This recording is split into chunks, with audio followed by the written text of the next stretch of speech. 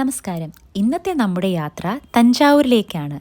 അതെ, തഞ്ചാവൂരിലെ ബൃഹദീശ്വര അമ്പലം അഥവാ തഞ്ചൈ പെരിയ കോവിൽ.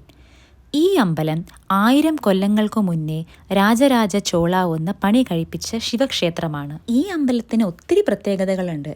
ഈ ക്ഷേത്രം നിർമ്മിച്ചിട്ടുള്ളത് ഫുള്ളി ഗ്രാനൈറ്റ് വെച്ചിട്ടാണ്. അതായത് സിമെന്റോ മറ്റോ ബൈൻഡിങ് മെറ്റീരിയൽസോ ഒന്നും ഉപയോഗിച്ചിരുന്നില്ല. ഈ ക്ഷേത്രത്തിന്റെ മറ്റൊരു പ്രത്യേകത എന്ന് പറയുന്നത് നമ്മളെ അതിശയിപ്പിക്കുന്നതാണ്.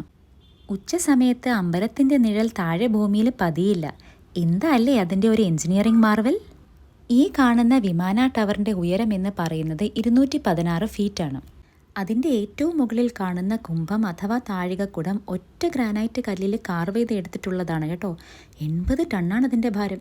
ക്ഷേത്രത്തിന്റെ അകത്തുള്ള ശിവലിംഗം 13 ഫീറ്റ് ഉയരമുള്ളതാണ്. അതും ഒരൊറ്റ ഗ്രാനൈറ്റ് കല്ലിൽ കാർവ് ചെയ്തെടുത്തിട്ടുള്ളതാണ്. ഒരു രസകരമായൊരു കഥ പറഞ്ഞോട്ടെ. ക്ഷേത്രത്തിന്റെ നിർമ്മാണം നടന്നുകൊണ്ടിരിക്കുമ്പോൾ രാജാവ് ശില്പിയോട് ചോദിച്ചു, പ്രകൃതിക്ഷോഭം വന്ന അമ്പലത്തിന് കേടുപാടുകളൊന്നും ഉണ്ടാവില്ലല്ലോ അല്ലേ എന്ന്. അപ്പോൾ ശില്പി പറഞ്ഞു, അമ്പലത്തിന്റെ നിഴൽ താഴെ പോലും പതിയുന്നില്ലല്ലോ, അതുകൊണ്ട് ഒന്നുകൊണ്ട് രാജാവ് പേടിക്കേണ്ട, ഒന്നും സംഭവിക്കില്ല എന്ന്. ക്ഷേത്രത്തിന്റെ എൻട്രൻസിൽ തന്നെ 25 ടൺ ഭാരമുള്ള ഒറ്റ ഗ്രാനൈറ്റ് കല്ലിൽ തീർത്ത നന്ദിയാണ് കേട്ടോ ഇത്.